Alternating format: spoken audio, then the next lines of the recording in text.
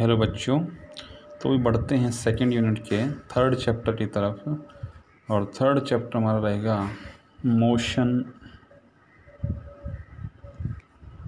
In a plane.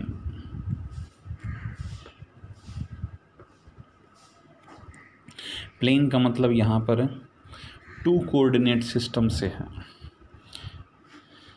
तो भी first यहाँ पर टॉपिक हम लेकर चलेंगे motion of A point object, motion of a point object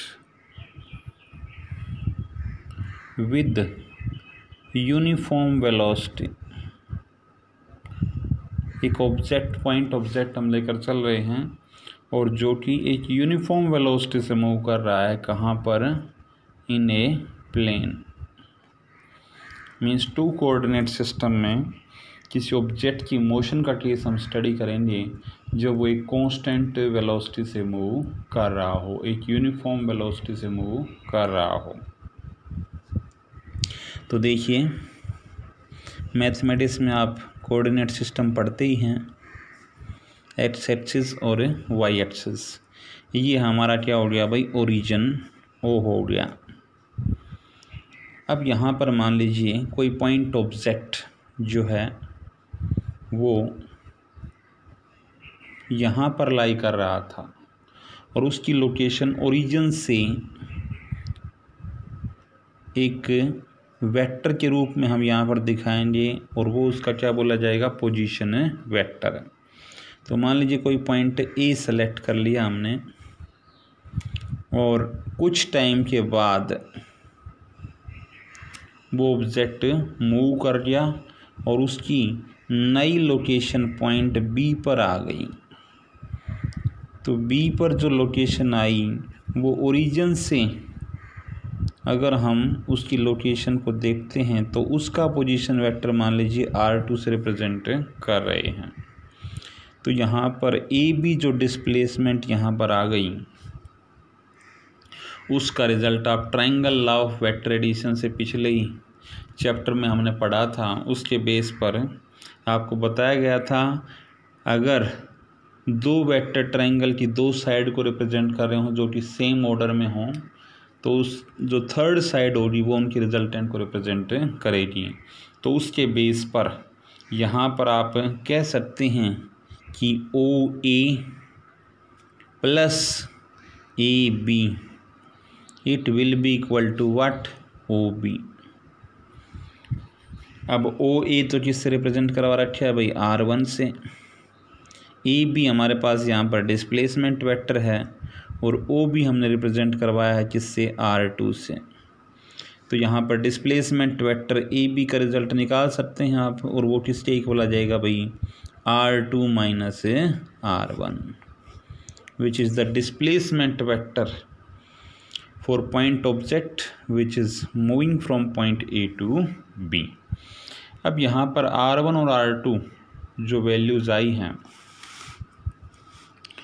वो हम यहाँ पर इनको कोऑर्डिनेट सिस्टम में रिप्रेजेंट करवाएंगे और कोऑर्डिनेट सिस्टम में रिप्रेजेंट करवाएंगे तो कोऑर्डिनेट फॉर्म में इसको रिप्रेजेंट करवा सकते हैं। मान लीजिए R1 की रिप्रेजेंटेशन हम यहाँ पर कर रहे हैं किस फॉर्म से? It will be equal to R1 की वैल्यू हमारी यहाँ पर किसके इक्वल आ जाएगी भाई? It will be equal to x1 i cap plus y1 j cap. R1 ये हमारे पास पोजीशन वेक्टर कौन सा था? OE। उसको हमने कोऑर्डिनेट फॉर्म में रिप्रेजेंट करवा दिया। इसी तरह से R2 को रिप्रेजेंट करवाया जा सकता है टू कोऑर्डिनेट सिस्टम में। It will B x2 i cap plus y2 j cap. तो उसके बेस पर अगर आपसे R2 माइनस R1 की वैल्यू पूछी जाए, क्योंकि हमारे पास जो डिस्प्लेसमेंट आई है वो किसके इक्वल है? R2 minus R1। तो ए बी वेक्टर को रिप्रेजेंट कर सकते हैं R2 माइनस R1 और R2 की वैल्यू आपके पास अवेलेबल है, R1 की वैल्यू तो इसमें से इसको सबट्रैक्ट करते हैं तो ये आ जाएगा भाई x2 minus x1 i cap plus y2 minus y1 j cap. ये आपके पास फाइनल किसकी वैल्यू रहेगी भाई, डिस्प्लेसमेंट वेक्टर की वैल्यू आपके पास टू कोऑर्डिनेट सिस्टम, एक x कंपोनेंट और एक हमारे पास y कंपोनेंट। आई कैप जो के साथ जो कंपोनेंट आ रहा है वो x कंपोनेंट है, जे कैप के साथ जो कंपोनेंट आ रहा है वो y कंपोनेंट है, क्योंकि टू कोऑर्डिनेट सिस्टम हम लेकर चल रहे हैं, एक x एक्सिस और दूसरा y एक्सिस। तो ये तो डिस्प्लेसमेंट वेक्टर आ गया भाई। अब डिस्प्लेसमेंट वेक्टर अगर आपको पता है तो वेलोसिटी का रिजल्ट निकाल सकते हैं। वेलोसिटी का रिजल्ट किसके इक्वल होता है, displacement upon time, displacement upon time. तो मान लीजिए जब ऑब्जेक्ट पॉइंट ऑब्जेक्ट ए पर था तो टाइम की वैल्यू t1 हो और बी पर पहुंचने के बाद टाइम t2 हो जाए, तो उस सिचुएशन में वेलोसिटी की वैल्यू किसके इक्वल आएगी, डिस्प्लेसमेंट का रिजल्ट अभी मैंने ऊपर निकाला ही है और वो वैल्यू आपके पास आई है r2 माइनस r1, और ये टाइम अगर final time t2 initial time t1 है तो ये आ जाएगी t2 माइनस t1। तो यहाँ से आपने किस चीज़ की वैल्यू निकाल ली भाई, वेलोसिटी की वैल्यू निकाल ली। इसके बाद इस वेलोसिटी की इक्वेशन के बेस पर सॉरी हम किस चीज़ की वैल्यू निकालेंगे, equation of motion of object, equation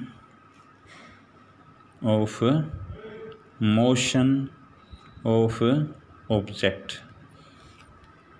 तो यहाँ पर वेलोसिटी को अगर आप v से रिप्रेजेंट कर रहे हैं तो v की वैल्यू आपके पास ये आ गई। तो यहाँ से देखिए r2 minus r1, r2 minus r1 cross multiply में लिया जा सकता है v times t2 minus t1, v times t2 minus t1। ये वैल्यू आने के बाद इक्वेशन ऑफ मोशन निकालने के लिए कुछ स्पेशल कंडीशन हम यहाँ पर रखेंगे, और वो स्पेशल कंडीशंस क्या होंगी, अगर t1 की वैल्यू हम 0 लेकर चलें, t2 की वैल्यू हम t लेकर चलें, और भाई r1 की वैल्यू हम r0 से रिप्रेजेंट कर दें, और r2 की वैल्यू अगर हम r से रिप्रेजेंट कर दें, तो ऊपर वाली इक्वेशन क्या हो जाएगी भाई, देखिए it will be equal to, देखिए r2 को किससे रिप्लेस कर दिया, r से, तो it will be r minus r0, it will be equal to v as it is है। t2 को किससे रिप्लेस कर दिया, t से, और t1 को किससे रिप्लेस कर दिया, 0 से। तो यहाँ से आपके पास आ जाएगी r, it will be equal to r0 plus v times t लिखा जा सकता है भाई। इक्वेशन तो वही थी, सिर्फ इनकी वैल्यूज़ यहाँ पर हमने चेंज कर दी हैं, उसको एक परफेक्ट इक्वेशन के रूप में लाने के लिए। तो यहाँ पर देखिए भाई, जो हम v लेकर चल रहे हैं वो भी हमारे पास टू कोऑर्डिनेट सिस्टम में रहेगा, टू कोऑर्डिनेट सिस्टम में रहेगा तो v को एक्सप्रेस किया जा सकता है भाई, v it will be equal to v x I cap plus v y j cap. क्योंकि टू कोऑर्डिनेट सिस्टम है इसलिए वेलोसिटी का एक कंपोनेंट अलोंग x एक्सिस होगा, एक कंपोनेंट अलोंग y एक्सिस यहाँ पर लिया जाएगा। इसी तरह से r0 को एक्सप्रेस किया जा सकता है, जैसे पीछे हमने रिप्रेजेंट करवाए थे r1 और r2, x1 i cap plus y1 j cap, x2 i cap plus y2 j cap. ऐसे ही r0 को एक्सप्रेस किया जा सकता है x0 i cap plus y0 j cap. और भाई तीसरी चीज़ क्या रहेगी यहाँ पर, r को भी एक्सप्रेस कर सकते हैं, ये आ जाएगा भाई x आई cap plus y j cap. ये सारी वैल्यूज़ जो इस फॉर्म में हमने कोऑर्डिनेट सिस्टम में जो यहाँ पर वैल्यूज़ ली हैं वो सारी वैल्यूज़ इस इक्वेशन में पुट कर दीजिए भाई लास्ट वाली में। तो आर की रिप्लेसमेंट तो किससे हो जाएगी, एक्स आई कैप प्लस वाई जे कैप। आर नोट की हो जाएगी X naught I cap plus Y naught J cap. और भाई वी की रिप्लेसमेंट हमारे पास हो जाएगी V x I cap plus we Y J cap. और साथ में भाई किस चीज़ की मल्टीप्लिकेशन है, टी की। तो देखिए यहाँ पर एक्स आई कैप वाले कोफिशिएंट इकट्ठा रख लेंगे, तो यहाँ से तो आई कैप के साथ क्या आ रहा है भाई, एक्स नोट, और प्लस ये देखिए वी एक्स, और बाहर टी से मल्टीप्लाई है तो वी एक्स इंटू टी, और इसके साथ हम क्या रख सकते हैं भाई, आई कैप, प्लस इसी तरह से जे कैप वाले कोफिशिएंट इकट्ठा रख लें तो Y note plus we Y into T, और साथ में हमारे पास क्या आ जाएगा भाई, जे कैप। तो ये आ जाएगा। अब अगर इस इक्वेशन को हम रिलेट करते हैं तो एक्स जो होगा वो किसके इक्वल होगा, X note plus we x into T, और दूसरी इक्वेशन में यहाँ से y is equal to Y note plus we Y into T. तो ये तो एक्स कोऑर्डिनेट से रिलेटेड हमारे पास इक्वेशन आ गई, और ये वाई कोऑर्डिनेट से रिलेटेड इक्वेशन आ गई। X is equal to x note plus we x into T, और y is equal to Y note plus we Y into t. आपने इक्वेशंस ऑफ मोशन स्टडी की थी, पीछे 3 इक्वेशन पढ़ी थी। v is equal to u plus a t, s is equal to U T plus half A T square, और v square is equal to U square plus two S. क्या उनमें से relate कर सकते हैं इस इक्वेशन को, किसके साथ रिलेट हो रही है ये। अगर एक्स नोट को इधर ले आओ तो x minus x note S के इक्वल अगर हम ले लें, और वी एक्स इंटू टी हमारे पास u इंटू टी का केस बन गया। वी एक्स इंटू टी को यू टी लिखा जा सकता है, और भाई अब साथ में कुछ नहीं है तो साथ में जीरो आ रहा, इसमें प्लस जीरो कर सकते हैं। अब ये जीरो क्यों आया है, क्योंकि वेलोसिटी हम कैसे लेकर चल रहे हैं भाई, कांस्टेंट, और कांस्टेंट वेलोसिटी में एक्सेलरेशन क्या होता है भाई, जीरो। तो आपने पढ़ी थी जो s is equal to U T plus half A T square, उसमें एक ही जगह पर जीरो रखेंगे तो थर्ड, तो वहाँ पर उससे रिलेटेड टर्म वहाँ पर क्या आ जाएगी, जीरो, और वो जीरो आ जाएगी तो एक्स फॉर्म में ये रिज़ल्ट इसी इक्वेशन के रूप में हमारे पास आ जाएगा। अब बात आती है भाई इक्वेशन ऑफ पाथ की। इक्वेशन ऑफ पाथ, तो जो ऑब्जेक्ट मूव करेगा एक्स वाई प्लेन में इस डिस्प्लेसमेंट को एडजस्ट करवाता हुआ, उसके पाथ की नेचर कैसी रहेगी, उसको कहाँ से निकालेंगे हम। इक्वेशन हमारे पास आई हुई है y is equal to Y note plus we Y into T.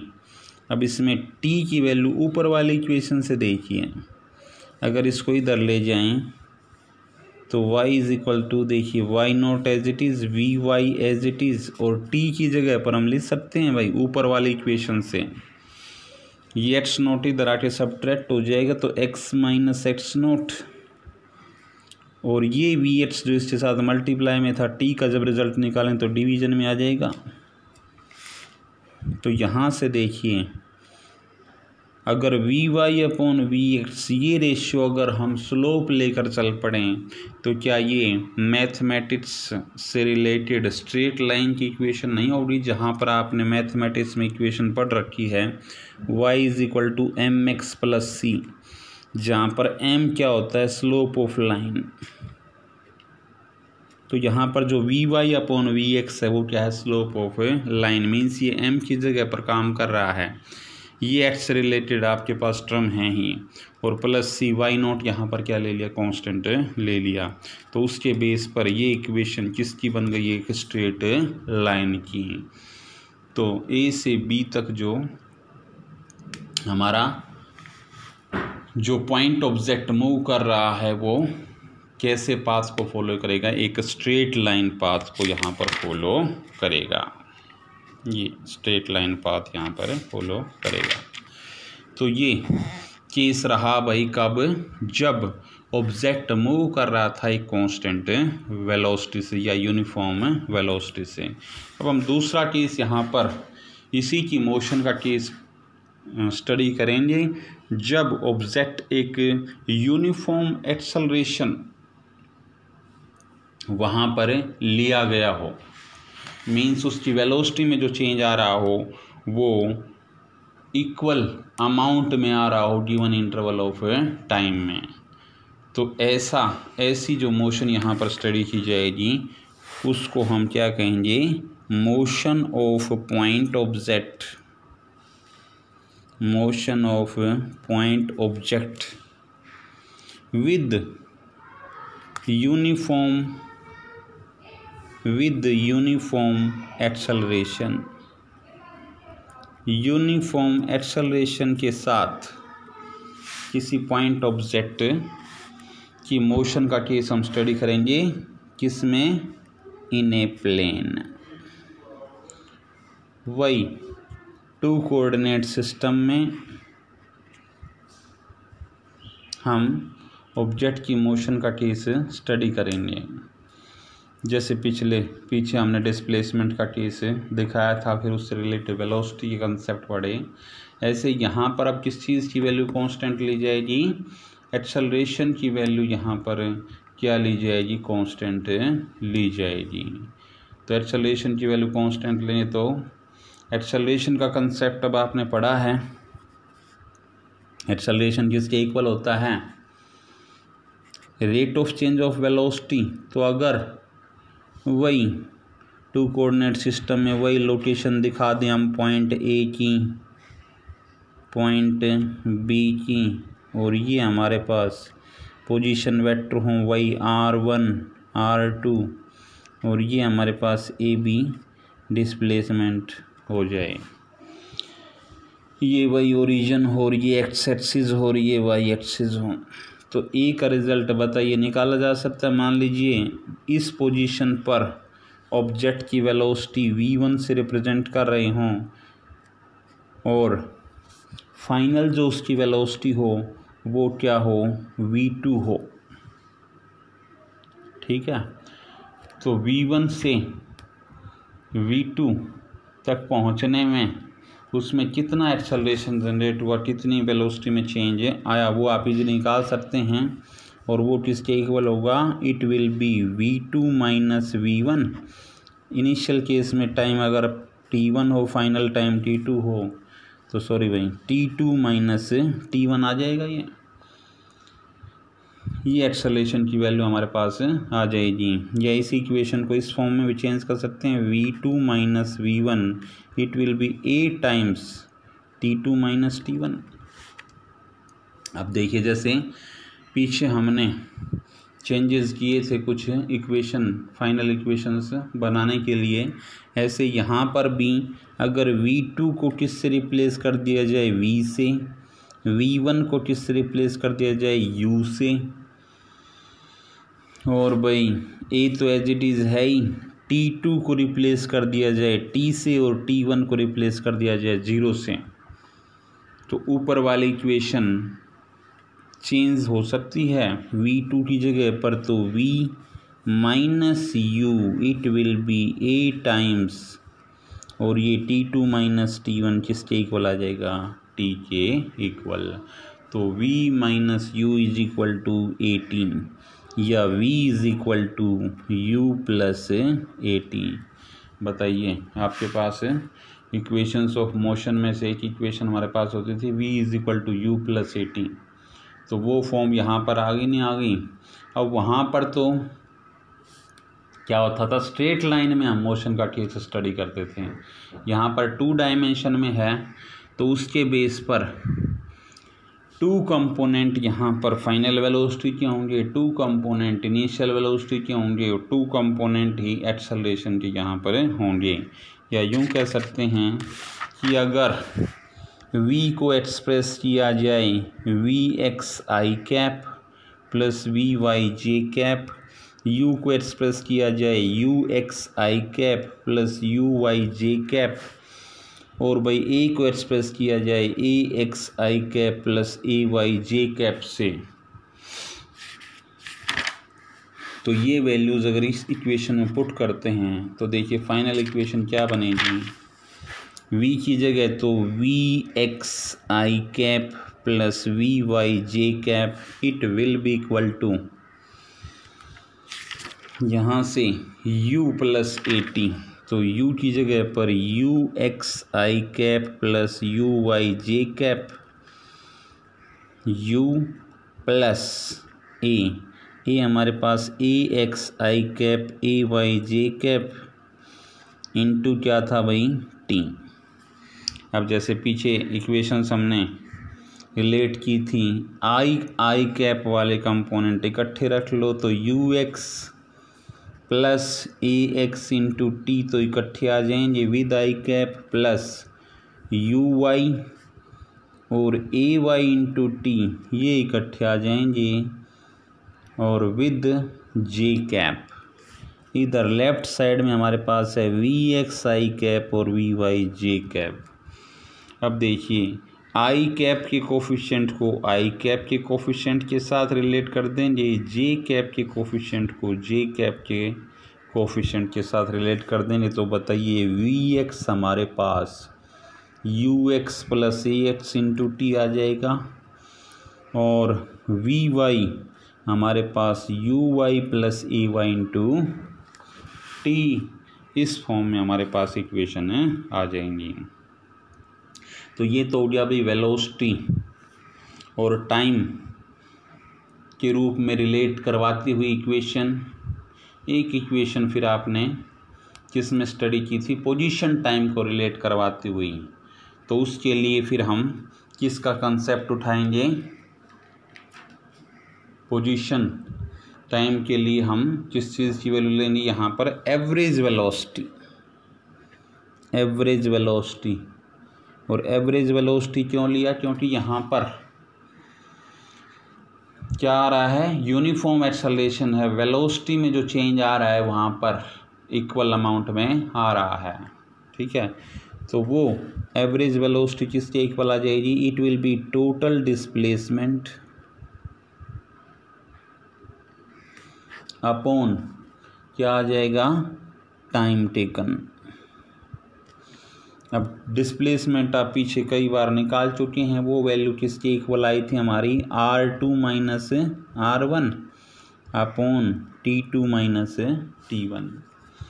तो यहाँ से अगर आप इसको इक्वेशन को क्रॉस मल्टीप्लाई फॉर्म में आप रिप्रेजेंट करें तो ये आ जाएगा R2 minus R1 it will be equal to V average into T2 minus T1, V average into T2 minus T1। अब यहाँ पर देखिए भाई वी एवरेज की अगर बात करते हैं तो ये आ जाएगा भाई, it will be V average किसके इक्वल आएगा, इनिशियल वेलोसिटी अगर हम v1 लेकर चल रहे हों, फाइनल वेलोसिटी अगर v2 लेकर चल रहे हों, डिवाइडेड बाई 2, तो ये हमारे पास एवरेज वेलोसिटी आ जाएगी। तो ये एवरेज वेलोसिटी की वैल्यू इसमें रखेंगे तो R2 minus R1 it will be equal to v1 plus v2 upon 2, और साथ में हमारे पास था T2 माइनस T1। अब यहाँ पर वही अगर हम v2 की बात करते हैं तो देखिए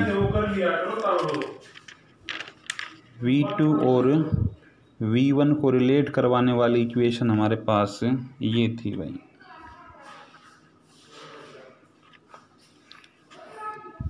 v2 तो थी b पॉइंट पर और v1 थी हमारे पास a पॉइंट पर। तो यहाँ पर देखिए भाई ये रिलेशनशिप से v2 को v1 की टर्म के रूप में रिलेट किया जा सकता है। तो V2 आ जाएगा यहाँ से V1 + a times T2 - T1। तो ये वैल्यू यहाँ रख दीजिए, it will B V1 + V2 की जगह पर V1 और plus a times T2 - T1 और डिवाइडेड बाय क्या है भाई 2 और बाहर मल्टीप्लाई है T2 - T1 से। तो अब यहाँ पर ये देखिए कितना हो गया, it will B 2V1 upon 2, तो क्या बच जाएगा अकेला V1 और प्लस a अपॉन 2 अकेला यहाँ पर V1 बच गया और बाहर मल्टीप्लिकेशन है भाई T2 - T1 से। इसी तरह से यहाँ पर a/2 और ये T2 - T1 बाहर वाले T2 - T1 के साथ मल्टीप्लाई हुआ तो T2 - T1 का होल स्क्वायर और इधर R2 - R1। अब देखिए भाई वही R2 और R1 को अगर यहाँ पर हम पीछे वाले केस की तरह रिप्लेस करें R2 की जगह पर, तो क्या रख दें हम R रख दें, R1 की जगह पर R0 रख दें, T2 की जगह पर हम T रख दें और T1 की जगह पर 0 रख दें। ठीक है, और क्या यहाँ पर चेंज आएगा, V1 की जगह पर हम U रख दें। तो देखिए किस तरह से ये इक्वेशन चेंज हो जाएगी। R2 हमारे पास R है तो R it will be equal to R1, ये उधर जाके प्लस में हो जाएगा तो R1 कितना था R0, तो R it will be equal to R0 plus V1 की रिप्लेसमेंट U से तो U और T2 - T तो T2 - T1 T - 0 T UT और प्लस हाफ A और T2 - T1 वही T स्क्वायर। तो R की वैल्यू हमारे पास R0 plus U into T plus half of A into T square.